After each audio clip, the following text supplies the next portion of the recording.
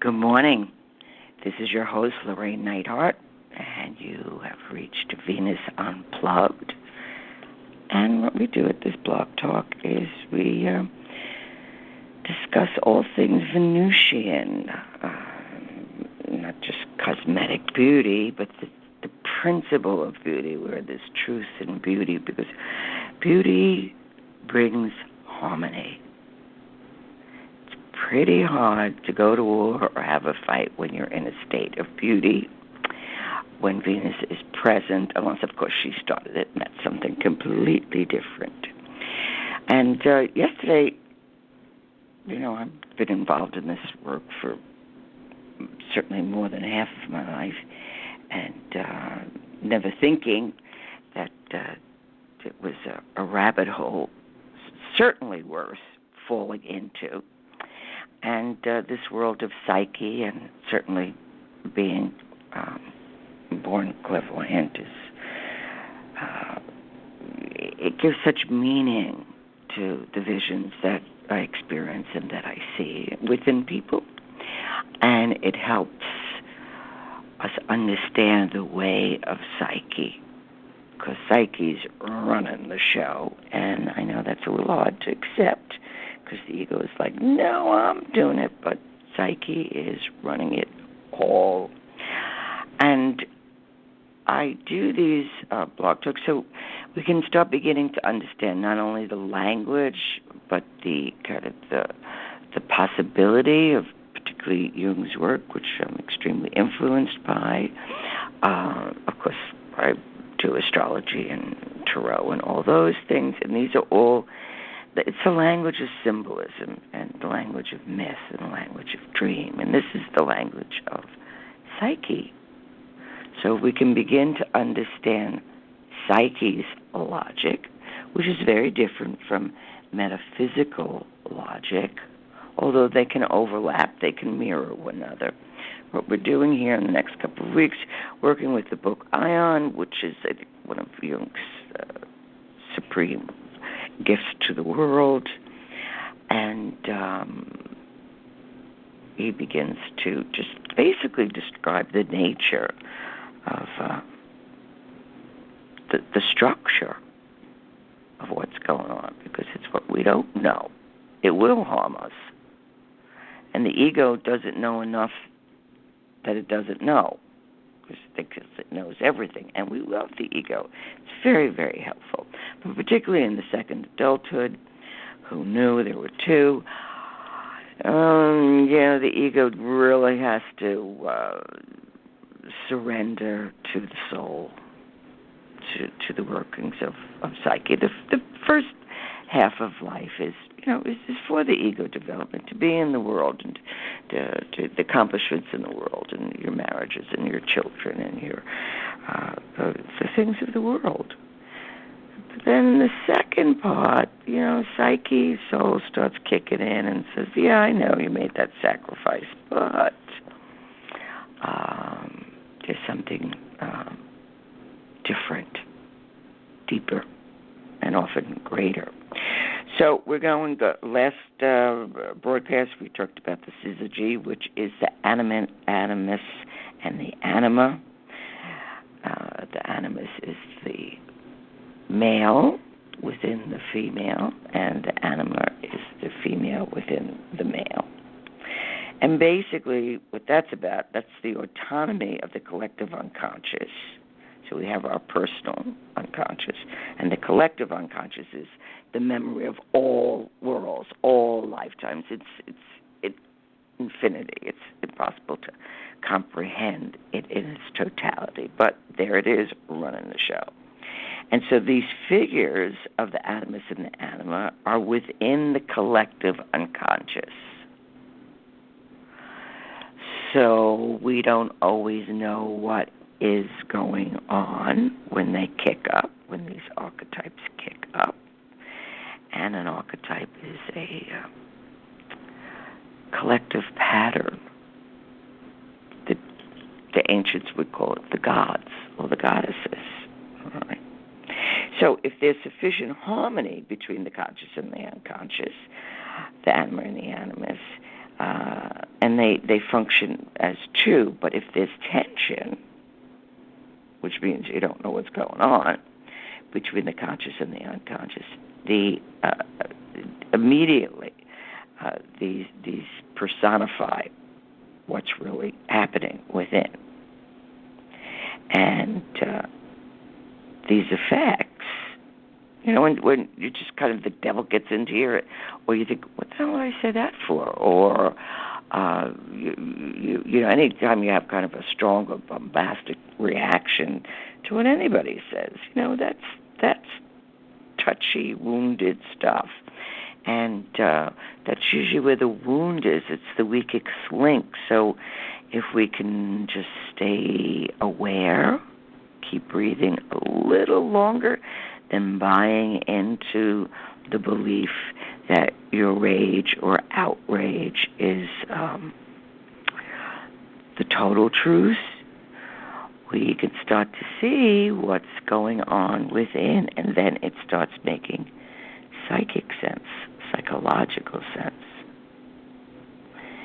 So Jung talks about, that the anima and the animus are like literally the father and mother of all dramatic and even disastrous entanglements of fate.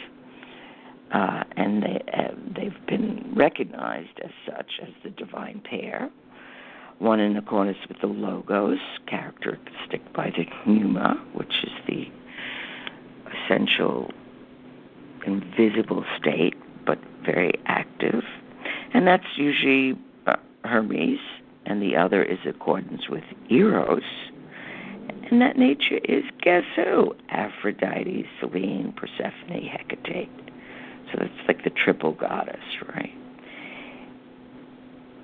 And the ancients realized the true nature, quite rightly, they called them the gods. And the more we realize this, for the better, and their power increases to the degree that it's not unconscious, but if it remains unconscious, that's part of what war is about. It's like a psychic infection. We've been possessed by a mythos, and it's very real.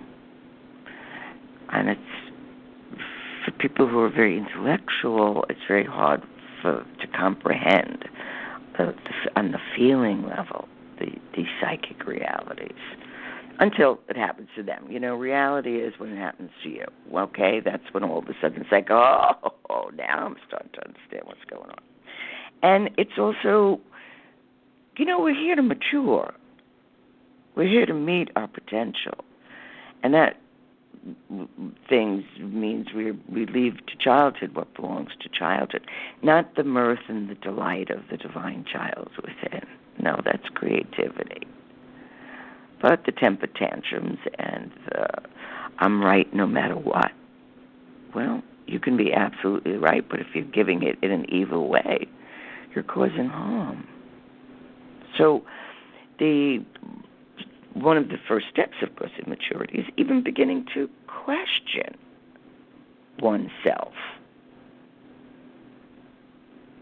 What was I up to? What is it? When someone says, what do you really want? That can stump you big time, because there could be, I want to be happy, and I want this, and I want that, and there's always something a little scratching from the unconscious that says, but there will come a time when you will, every night, whether people remember their dreams or not, have 6 or 7 dreams. We're very active. And the dream can be prophetic. It can also, it kind of works out where was conflict, or it can indicate, I've got over 6,000 dreams written down on my computer, because I've been doing this, just the Jungian stuff since 1985, and the esoteric stuff 7 years before that. So it's a way of life. And the dream will always say, you got to look at this. You're not seeing it from the soul's point of view, and the soul's always sometimes it's a little hard to take. It's like, really? Do I have to? Yes. Because I think the coolest thing and the absolute genius of being alive is wisdom. And that takes a lot of experience and a lot of willingness to surrender and become other than what you thought you were, okay? So we're going to discuss the self, and that's what a capital S, and the self in metaphysics would be the higher self. So the self, it's an archetypal image of man's fullest potential and the unity of the personality as a whole. And the self is a unifying principle within the human psyche and occupies the central position of authority in relation to psychological life and therefore the destiny of the individual. So that's your superpower. But we have to learn how to access this superpower. It's infinity. It is literally divinity. But we're born in, and then we go into a state of unconsciousness, and then as children we begin to develop the ego, and we are influenced by our world and our religions and our education, everything we're influenced. But that's not necessarily, very rarely, does it really mirror the self, psyche and self. That's the culture we're born into. And we're born into different cultures for very specific reasons that the soul has chosen. And what happens in those particular circumstances is the development and the maturity. And basically one of the greatest mature attitudes that we can have, and it certainly beats victimization, is, whatever happens to us, it's really, truly our responsibility to heal it. Because you're not necessarily going to get the healing, or the other person isn't going to grow, or if you're an older soul and you're born into a younger soul, parents, hey, they're not going to get you. So pony up and get on your horse and ride to your higher consciousness and to your understanding. To sit and fight, why don't you love me? Why don't you understand me? If you have enough time at the end of your life, you can figure that shit out. But now, and look at what we're seeing, the embarrassment of immaturity in our leaders. Well, they're not leaders. They're cowboys. I don't know what they're doing. But it's embarrassing because we long for the wise one. We long for the elders, and the elders have nothing to do with age, and it has to do with the wisdom, people that will guide us and say, okay, true, but let's look at it another way. We don't have to criticize people and tell them we're wrong. We just say, hey, that's kind of cool, but, there is another way. Or I heard, or, it can be very Venusian. Because Venus isn't going to get into a gang fight with you. I mean, she can blow you up if she wants to, she's got her powers. But it's going to be more through the seduction, more through honey, more through, there's a loving way, or there's a way of beauty to soothe us.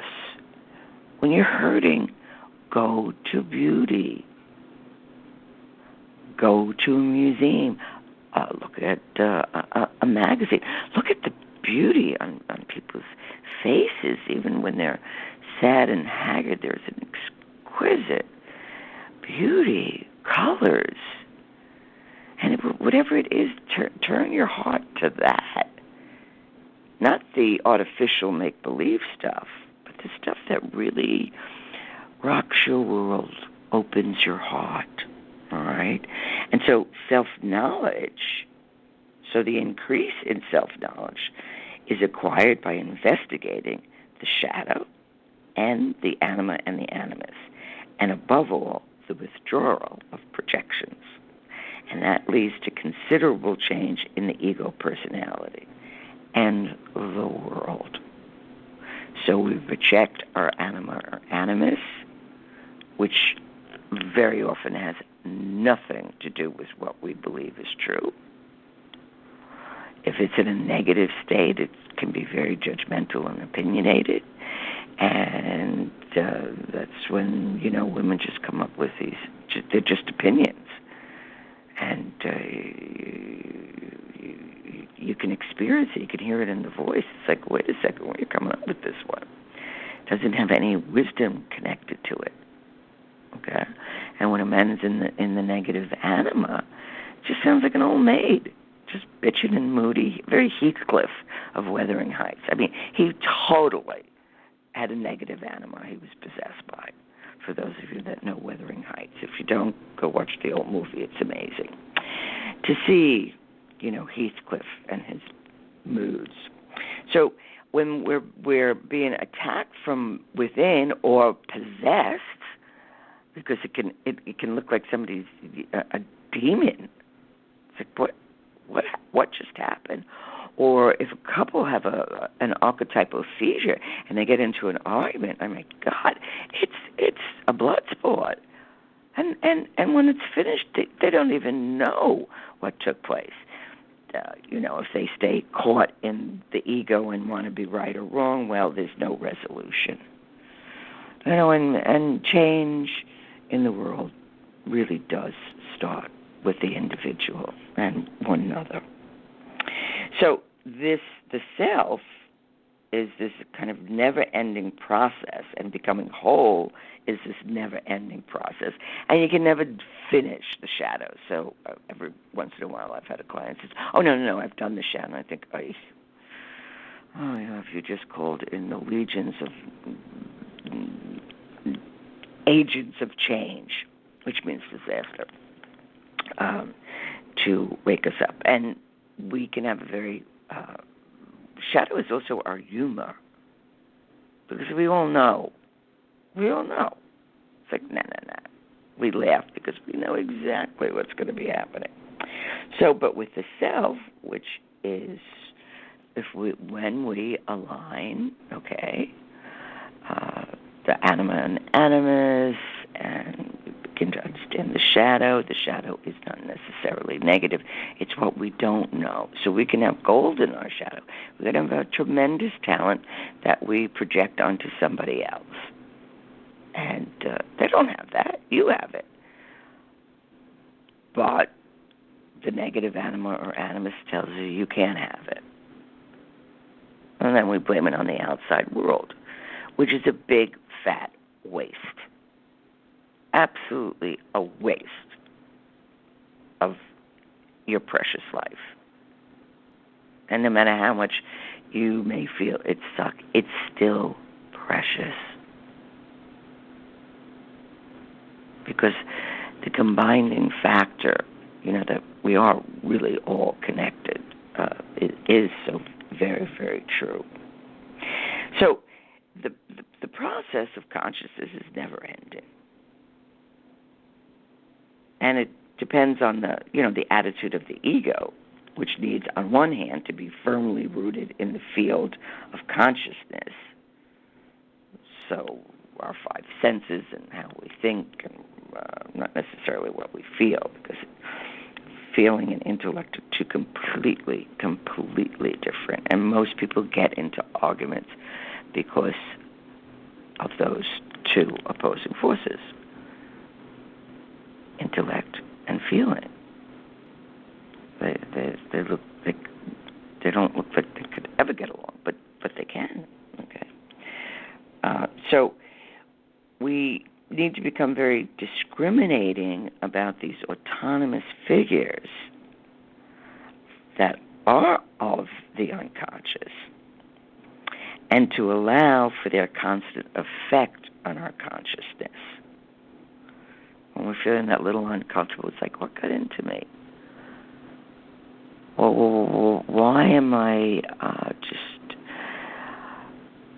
why don't I want to resolve this? Why do I want to keep this argument going? And they would just want to keep the argument going, and then they were usually possessed by, the negative animus or anima, because it's not interested in solving or the beauty or the balance. So, not to make it a little more complicated or interesting, depending on how you want to view your life, the anima and animus, they can be split, so they can have a positive side and a negative side.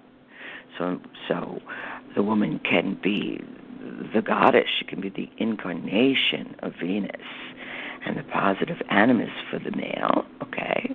Or she could be a witch, a demon, or the negative mother. So, these terms, and the thing about, I happen to love it, is in the Jungian work, it's interactive. So it's not these hard, these are the 10 Commandments and this is the way it goes. It's they switch and they move, as does life and as does the psyche, which is enormous. So, like certain virtues such as attentiveness and conscientiousness and patience and so on are indispensable to the moral side, as well as the accurate observation of the unconscious and the objective self-criticism of the intellectual side. But we're in this constant navigation between very often what can be a psychic catastrophe is usually when the ego is assimilated by the self or vice versa. So the ego will try to take credit for the self. Well, that is not well advised, because when the ego takes credit for the self, it becomes very inflated. It's like a big fat balloon that's going to bust. And this is why humility, that doesn't mean you think you're beneath anything, but humility keeps us close to humus, close to the earth, close to the dark soil. That we have a right to be. That is our right as human beings. But when we identify with one of the gods or goddesses, or identify with the self with a capital S, we're in big trouble. Because we contain divinity. We are not the divinity within itself. Big difference. You can be possessed by a goddess or a god for a while, but you are never one of them. Now, they say that the gods envy humanity because we have free will. But is it free will if we don't know about the unconscious? There's no free will. You're being played. It's the Matrix, and you did not take the blue pill. So that's very important to understand these refinements. It takes patience, and it's like any of this stuff. Initially I would just read it and not even try to understand, because I knew I was, it was like rock soup. I couldn't in any of the things, but I could always, like when I was in my 7 years apprenticeship in the esoteric, I would apply it to the world. Like when I was studying astrology, I would say, well, wait, how do I see this? Is that the moon that's affecting this? Or what's going on? You see, because what astrology does, it's timing, and it can track and tell us when an archetype is going to break through in our life. And if we understand a little bit of mythology, which is becoming more and more popular, or a little bit more certainly in let's say, mythological astrology, which Wendy Ashley is the one, the originator of mythological. She is the grandmother and probably now the great-grandmother of mythological astrology. And then, this is like 50 years ago, she began that work, brought it to consciousness, brought it to the world. And so we're all unconsciously living out a myth. And when we find out what that myth is, we can pretty much start to place, I mean, we may be living out several myths, but we can start to place. This is one of the reasons of Venus Unplugged, because I feel the most important myth in the Western world is the myth of the birth of Psyche. And that's the story of Eros and Psyche. And Venus initiated Psyche. And then Psyche became a goddess. But she was a human. So that's also an indication of how, when we transcend, well, then we just go into the greatest whole. But I'm off into that. So the self is, well, in metaphysics, we would call it the higher self. And this is also kind of our moral compass, because we can have the intellect, and that's duty, that's the laws, that's the Ten Commandments, that's the laws of our religion and state. But the real morality begins where the penal code stops. The higher authority can be called the will of God, okay? Or it could be an act of God or fate,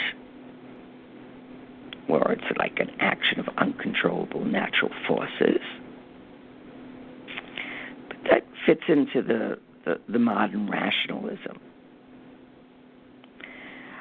But the former, which is the way of the gods, is according to the ancestral psychic life. This is why it's important to honor the ancestors. One's personal in the family, and because everything trickles down and through. And in a sense, we are our own ancestors if we believe in reincarnation, because you will incarnate as your great-great-great-grandfather, who maybe started the nonsense, and then we have to work it through, not in punishment, but in balance. It's always about balance. And the mature mind and heart, instead of saying, why is this happening to me? Or it's not my fault, can say, what is the task my soul requires of me? And to act on it. What is another way that I could perceive this? So much of what I do in my private practice is help with the interpretive skill, because on the surface, it just looks like another day in a town called Moan, It's like, whoa. But when I start to hear the story and then can get into the depth of what are the archetypes that are moving through this life, then that becomes common sense, and they can negotiate it rather than being strangled by it. So psychology is the only science that we cannot pursue with the intellect alone. It's impossible to grasp its totality intellectually. For the intellect, that's the God of modern consciousness, is a great cheat and deceiver outside its own field. It knows nothing of feeling values, for instance, and the latter are paramount importance in psychology. Intellect and feelings are a hard drive into double harness, right? So directly, we try to do this, and a man comes up against his anima, and a woman comes up against her animus, both coming to grips with the problem of the condition and operating, hopefully from the higher unison. So that's called a conjunctio, or an opposition to the self. But there's no escaping coming to grips with this problem, and it's indispensable and a prerequisite for wholeness, which is what Venus brought Psyche to, and hopefully these Blog Talk radios are giving you a little touch of insight that you need. So, because the self is not only the center, right, but also the whole circumference, which embraces both consciousness and unconsciousness. It's the center of this totality, just as the ego is the center of the totality of the conscious mind. So when one does a mandala, that's what is happening. It's the self in movement. It's kind of like a kaleidoscope. And that's what also a mystical experience is. It's like a breakthrough. And these breakthroughs, well, of course, they can happen. You kind of can be born with it, such as myself. But we could also accomplish this through understanding and getting out of our own way, or knowing who's on first base and who's on second. Is it the anima or the animus? And then negotiate our will, because then comes true free will.